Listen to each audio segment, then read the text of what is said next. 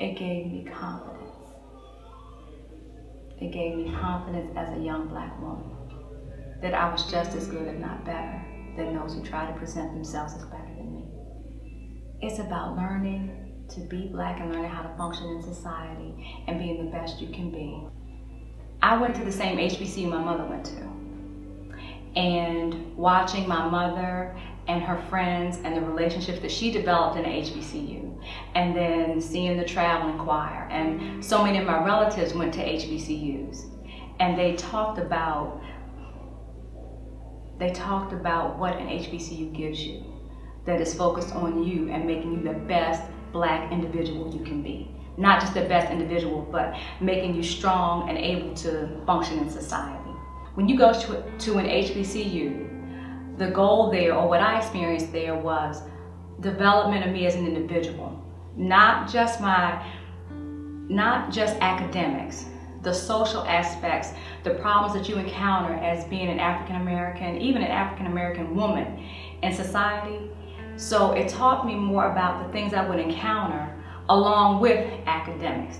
So to help prepare me for the work world, not just give me an education. I did look at some other schools, University of Maryland and a few others, but in the end, it was either Spelman, Central, or Morgan. That was it. I was going to an HBCU. I will admit, I had more fun in college than I've ever had in my life.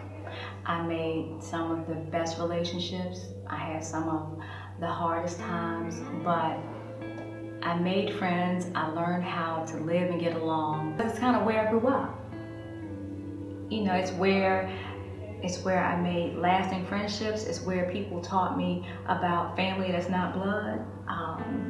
It's where people invested in me and took time to get to know me, and like I said, my weaknesses, and helped me beyond them. I was a severe introvert. I wouldn't participate in classes. I refused. So my instructor would say, marketing instructor in particular, you have an A average, Miss Joanne, but you're going to get a B if you don't participate. And I said, all right, give me the B. No problem. So what he did was to have me function as his helper. So since I was afraid of being in front of people, being in front of the class, I was in front of the class every day. Every day. I wrote on the board for him. I did his overheads. Back in those days, you had the big projector that you had to position the paper on, and somebody had to stand there and change them and redirect them. So I did that every day for probably 2 months, every class period, for 2 months. And he said, now, are you afraid to stand in front of people? And then he would ask me specific questions while I was up writing on the board. He even had a step stool because I'm so short in the front of the classroom. And I would say that's my most memorable experience, because that's an instructor who saw my weakness and went above and beyond to try to help grow me out of it. I mean, I had a couple, but that's the first one that comes to mind.